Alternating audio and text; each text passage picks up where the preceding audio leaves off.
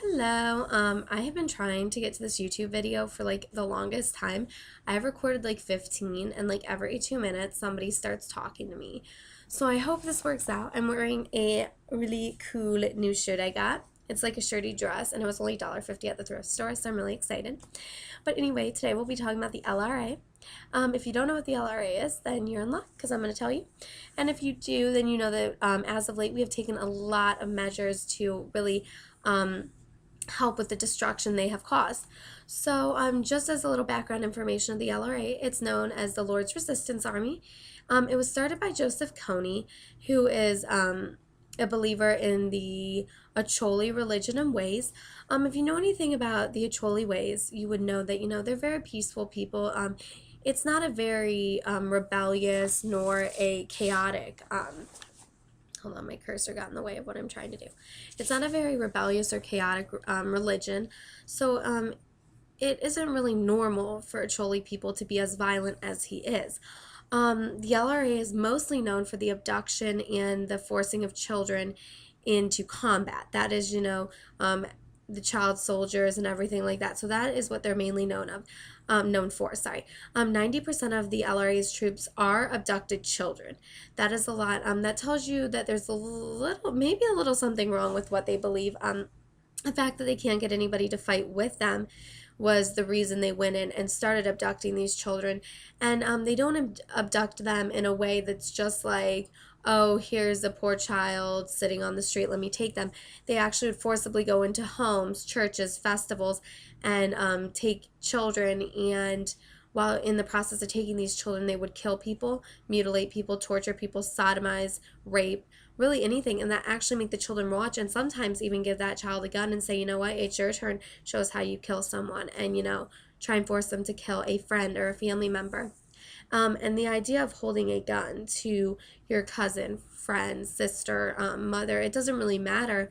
The person holding a gun to someone whom you don't even know and being told to kill them is hard at 8, 9, 10, 11 years old, but holding a gun to someone whom you love and appreciate, the idea that it would even be possible to kill that person is bizarre. It's basically like you just turn the gun on yourself. People of the LRA, sorry, I have a really bad cold, but people of the LRA have, been known for, accused of, and actually convicted, those who have been found of a lot of different things.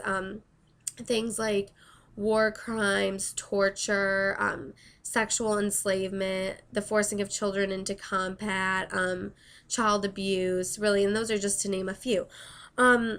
These children have been so traumatized, and even the ones who haven't been taken and forced to fight have been traumatized as well. When the attacks started happening, and as they started happening in 96, and they've kind of dwindled now, but they went strong until about 2010. So children were actually forced to leave their homes, go to these safe camps, with tons of kids from surrounding areas, and basically stay there for the night. And that's so difficult because they would have like a little torn blanket or a little straw mat to sleep on. And it's not just the idea that the sleeping arrangements weren't ideal, it's the fact that they were staying there because they were afraid that they would not wake up the next morning being a regular kid anymore. And that is so frightening that children have to go and be in these totally unideal, sleeping situations because they're afraid for their life. They're afraid for what might happen to them if they stay in their homes. And that's just crazy. The LRA plagues places like, it's mostly known for its work in northern Uganda, terrorism in northern Uganda, but, it's also very known for going into areas like Sudan, Rwanda, all that kind of thing. Once again, the things they have been accused of and actually convicted of are serious crimes, whether it be, the widespread human rights violations. I mean, things like murder, abduction, mutilation, sexual enslavement, torture, forcing children to participate in hostilities. All those kinds of things are crazy, and it's not just one child, it's a mass amount of children. So, that makes it even, bigger. Having that happen to one child, but having that happen to, 100,000 children, it's incomprehensible. I want to go in a a little bit about the past attacks the LRA has committed, and I'm not going to go into every single one because that would take forever, but I'm just going to name a few starting in the 90s and going all the way up to actually 2010, and kind of, give you a feel about what they're about. The first large attack was in 1997. They killed 400 people and left 100,000 people displaced. When these attacks would happen, in villages and churches and, festivals, whatever, the surrounding people in the area saw that they couldn't live there. They were not safe, or things were taken from them during the massacre, like clean water, health centers, so they weren't able to live where they once did, and actually had to go to, camps where things could be provided for them and safety could be provided. I'm going to go ahead and skip to 2002. There were obviously a lot of attacks and, things in between there, but they did attack in Sudan. They killed 450 people, and actually what's interesting about that is they didn't just go in there with guns and rifles and just, whatever. They actually went in there and they forced these people to kill themselves. Most of the people were forced to jump off a cliff. It's very odd to know that you are going to be taking your own life. That is a very odd feeling, and it's not just odd, but just very, very disturbing. And it's very different because these people were probably, oh, I would rather jump off a cliff than face what was coming to me if I didn't. And it's sad. You shouldn't have to choose your own death. You shouldn't have to choose, oh, I'm going to have to jump off a cliff, because if I don't, worse things are going to happen to me. It's bizarre. In 2008, they massacred 189 people and abducted 120 children at a festival. That's very interesting, because it's a lot of people go to festivals to have fun. There's music, there's games, there's fun times, and the idea that this group came in and just completely stole the children who were there to indulge in childlike activities, it's very sad, and it's very eye-opening. They also went to massacre a church and kill 213 people in Gerba in just that span of a few days. In 2009, the Ugandan army, the government, they had always known something, they needed to stop the LRA, but in 2009, they were like, we need to put this to an end.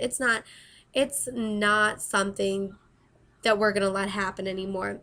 And that resulted in the deaths of 1,000 people in Congo and Sudan when, they went in and said, we're not going to play anymore. So that didn't really, the Ugandan army didn't quite stop the LRA. It just kind of provoked them to get angrier.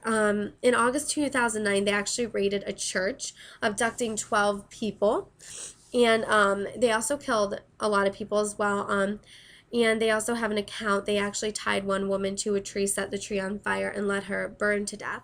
That's not just as brutal as it would get. The things they do is just crazy in front of, family and friends. People would see, their family and friends, maybe beaten to death, raped, and then, shot in the head execution style, or, just totally disgusting and horrible things that never quite leave the mind. In December 2009, 320 people were killed in the Democratic Republic of Congo. Then right up until, that's crazy to think, 2009, that was 2 years ago. This kind of stuff seems so tribal, so far back, things that should be happening maybe in the early 1900s, maybe in the late 1800s, not something that is happening 2 years ago. If you add all these numbers together, it's hundreds and thousands and millions of people who have been killed in the 90s and 2000s, and it's not in a war that was because of, I don't know how to put this. It's not a war that began,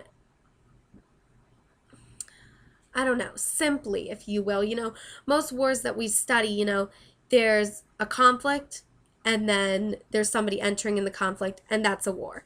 This was started because of terrorism and because of one crazy guy's ideas, and that idea blossomed into stealing children and forcing them into combat and killing millions to try and have people see him as a spiritual leader and God.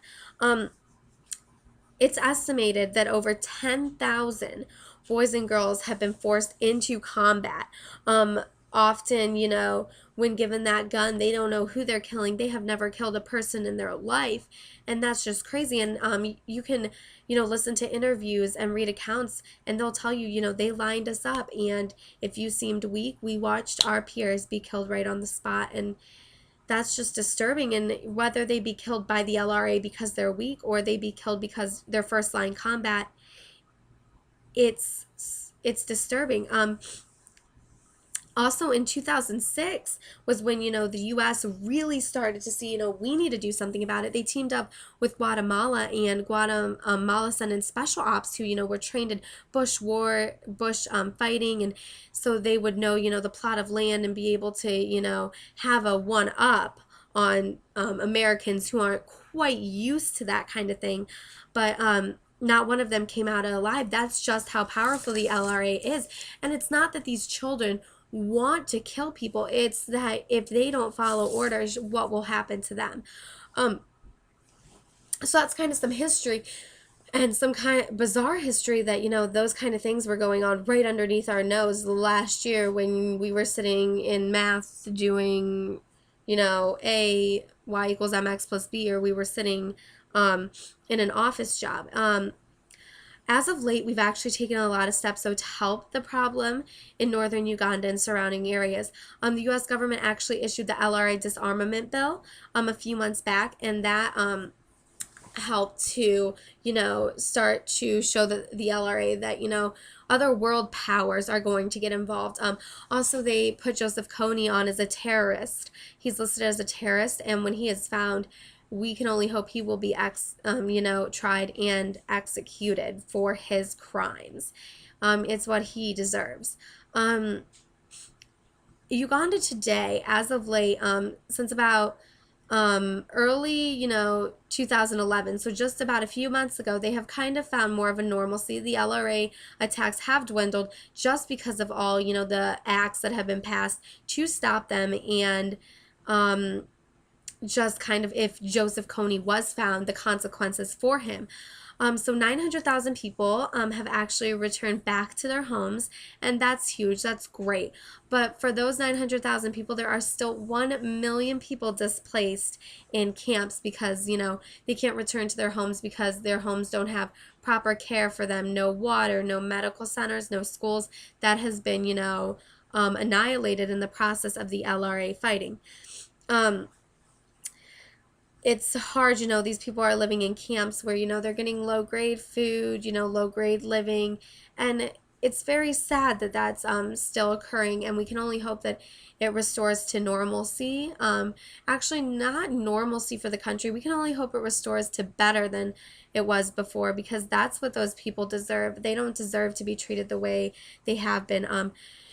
You can, there's girls and boys who have escaped from the LRA after 10 to 12 years, 8 to 12 years being held captive there. And there's girls who will tell you how they were, beaten because they didn't prepare a proper meal, or they were burned by cigarettes because they weren't giving the proper sexual, whatever, to the LRA, the higher up LRA men. And there's young boys who will tell you how they watched their friends shot and killed, and how they, at 9 years of age, 10 years of age, pointed a gun at someone they knew and shot them.